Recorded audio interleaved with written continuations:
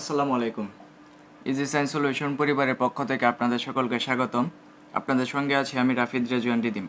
আজকে আমরা আলোচনা করব নবম ও দশম শ্রেণীর বিজ্ঞান শাখার উচ্চতর গণিত বিষয়ের পঞ্চম অধ্যায় অর্থাৎ সমীকরণের অনুশীলনী 5.2 নিয়ে।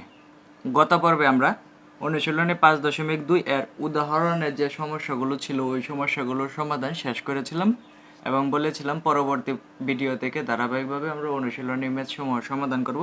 তার ধারাবাহিকতায় আজকে আমরা অনুশীলনী 5.2 এর 1 নং সমাধানটি নিয়ে আলোচনা করব। অনুশীলনী 5.2 এর 1 নং সমাধানে বলা হয়েছে root over of x-2 plus root over of x minus 4 plus 2 is equal to root over of x plus 12।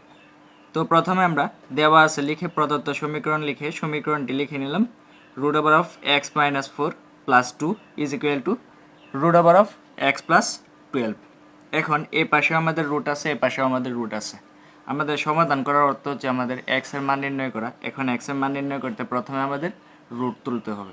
এখন রুট তোলার জন্য আমরা উভয় পক্ষকে বর্গ করব। তো উভয় পক্ষকে আমরা বর্গ করে দিলাম, অর্থাৎ লিখলাম root over of x minus 4 plus 2 whole square is equal to root over of x plus 12 whole square। এখন এই root over of x minus 4 কে a ধরে 2 কে b ধরে আমরা a plus b whole square এর সূত্র অ্যাপ্লাই করব। তো a plus b whole square সমান সমান আমরা জানি a square অর্থাৎ root over of x minus 4 whole square plus 2 into root over of x minus 4 into 2 plus 2 square is equal to এখানে রুট স্কোয়ারে কাটা যায় থাকে হচ্ছে x plus 12।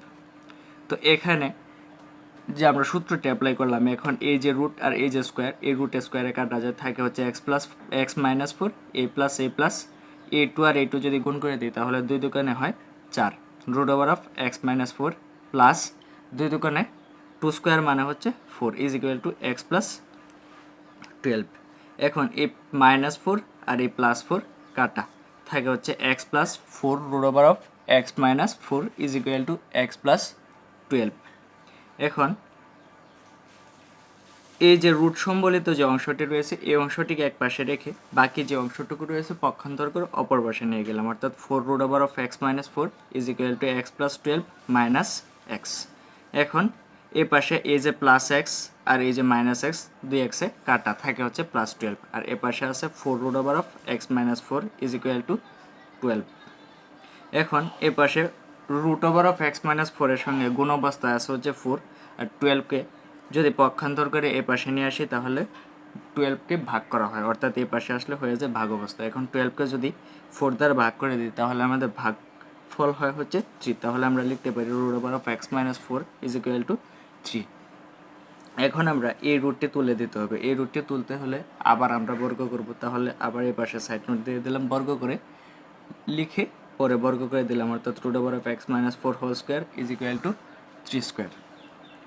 x minus 4 is equal to 3 square মানে হচ্ছে 9 আর এখানে রুট স্কোয়ারে কাটা। এখানে আমরা যেহেতু x এর মান নির্ণয় করবো তাহলে 4কে পক্ষান্তর করে এপাশে নিয়ে আসলাম, এপাশে ছিল -4 এপাশে আসলে হয়ে গেল +4।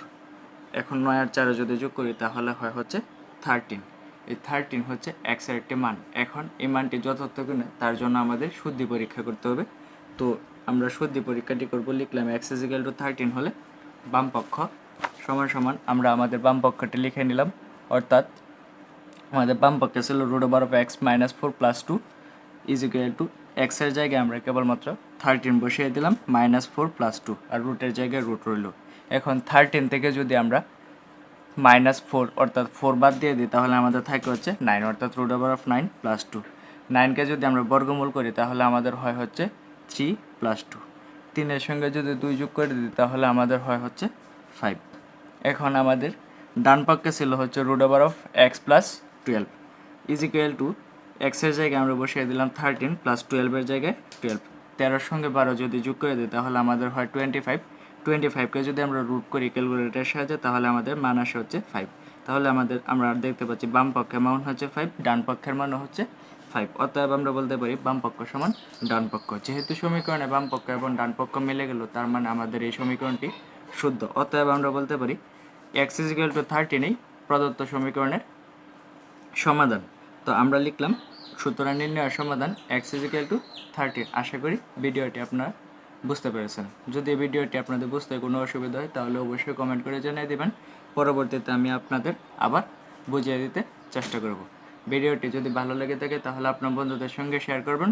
পরবর্তীতে আরও একটি নতুন ভিডিও নিয়ে আপনাদের সামনে হাজির হওয়ার পূর্ব পর্যন্ত সকলে ভালো থাকবেন, সুস্থ থাকবেন। আজ এ পর্যন্তই। আসসালামু আলাইকুম।